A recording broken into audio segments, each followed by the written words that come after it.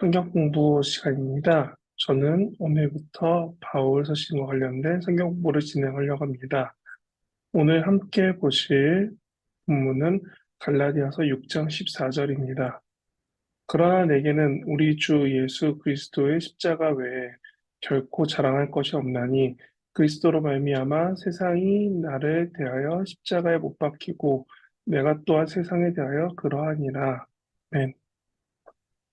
바울은 삶으로 복음을 담아낸 대표적인 사람입니다. 사실 신약 성경 안에서 바울은 매우 입지적인 인물이고 바울로 말미암아 신학파라는 이 정리를 이루게 한 대단한 사람이 바울입니다. 그런데 바울은 어떤 마음으로 선교여행을 다니며 교회를 세우고 말씀을 전해야 했는지 우리가 설교 때는 조금씩 생각해 보지만 다른 때는 좀 쉽게 잊어버리는 것 같아서 이번에는 그렇게 바울에 대해서 집중해서 보면서 그가 왜 이런 저런 편지들, 고린도전서, 로마서, 에베소서 이런 편지들을 왜 쓰게 되었는지 고민하고 생각해 보기 원하는 마음에 이렇게 성경 공부를 정하였습니다. 사실 신약에서 바울의 위치는 예수님의 이야기를 제외하면 매우 중요한 위치이고 그래서 그런지 꽤 많은 수의 사람들이 복음서 외에 바울 전문 연구자가 있고 책도 많이 있습니다. 그리고 결정적으로 요즘 새벽 기도의 내용이 바울 이야기입니다. 그런 바울은 신앙을 위해 그리고 복음을 위해 삶을 살아온 매우 놀랍고도 대표적이고 어떻게 보면은 예수를 핍박하던 사람이 바뀌어서 예수를 전하다가 죽게 된 대표적 사람이 됩니다. 바울은 오늘 본문을 기준으로 삼고 살아온 대표적인 사람입니다. 세상에 대하여 십자가에 못 박히고 세상에 십자가밖에 자랑하지 않는 그 바울은 이 갈라디아서 쓸 때에 참 힘들었던 상황이었습니다. 사실 갈라디아서는 바울이 답답해서 화를 내며 그 화가 담겨 있는 서신 중 하나입니다. 자기 말 안 듣는 사람들을 향해 쓴 편지다 보니까 언어도 거칠고 강한 어조도 많이 사용합니다. 그런데 그런 갈라디아서 끄트머리에서 마치 그 마지막 부분에서 바울이 말합니다. 나는 자랑하지 않겠습니다. 무엇을 자랑하지 않는 걸까요? 그가 가진 조건, 그가 했던 고생담, 경험담 같은 거를 자랑하지 않는다고 합니다. 사도행전에 보면 태어나고 보니 로마 시민권을 갖고 있었다라고 말하는 정말 당시에 많은 사람들이 특히 비로마 시민권자들인 유대인들이나 일반적인 헬라인들이 부러워하던 그 바울은 그 조건을 가지고 학식도 풍부할 만큼 가정 지원도 빵빵하게 받으며 공부하고 잘 살던 사람입니다. 그렇게 잘 살고 좋은데 고생은 안 해본 샌님인가? 라고 봤더니 바울은 고린도후서 11장에 보면 정말 이런저런 고생 많이 해서 죽다 살다 죽다 살다 뭔 이게 영화에서 주인공도 아니고 죽을 뻔하다 살고 죽을 뻔하다 살고 고생했던 인물이 바울입니다. 그런 바울이 이제 말합니다. 나는 이런 내 상황이나 내 고생을 자랑하지 않고 오직 하나님만 말하려고 한다라고요. 십자가 외에 자랑할 것이 없다는 바울은 십자가가 얼마나 놀라운지 아는 사람이었습니다. 그래서 그가 그 핍박하던 예수를 그 십자가의 복음을 알게 된 다음부터 아무리 화가 나고 분을 내며 답답한 이 편지 가운데서도 십자가 이야기를 하는 겁니다. 왜냐하면 십자가를 빼고선 이야기할 수 없기 때문이죠. 저는 성경 공부를 통해 서신서를 읽는 우리 성도님들이 정말 대단한 사람들이 되길 바랍니다.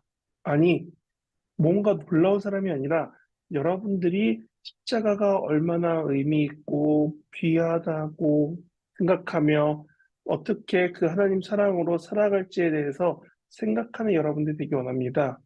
십자가를 전하기 위해 목숨을 거는 것은 예전 선교사님들의 일만으로 끝나지는 않습니다. 아니, 내가 지금 내 상황이 고통스럽지 않기 때문에 십자가를 다른 무언가와 쉽게 쉽게 바꾸고 비교하는 것은 아닙니다. 하지만 코로나 이후 교회 모임을 참석하지 않는 사람들이 늘어나고 예배는 온라인에 저장되어 있으니까 편한 시간에 보기 위해 조금씩 조금씩 타협이 이루어져 가고 참 좋아진 세상이기 때문에 언제든 접근할 수 있는 예배 콘텐츠가 있으니까 여러분 예배 잘 드리세요 라는 조금은 진부한 얘기를 말하고 싶지 않습니다. 저는 그러면 그 시간에 접근하고 함께하는 꼭 그 시간 예배하는 거 말고 아니 그렇게 해도 좋고 그게 아니더라도 나는 얼마나 많은 시간과 에너지를 들여서 사용해서 하나님 말씀을 듣고 하나님 뜻을 구하며 예배하며 찬양하기를 선택하고 있는지 말하고 싶은 겁니다.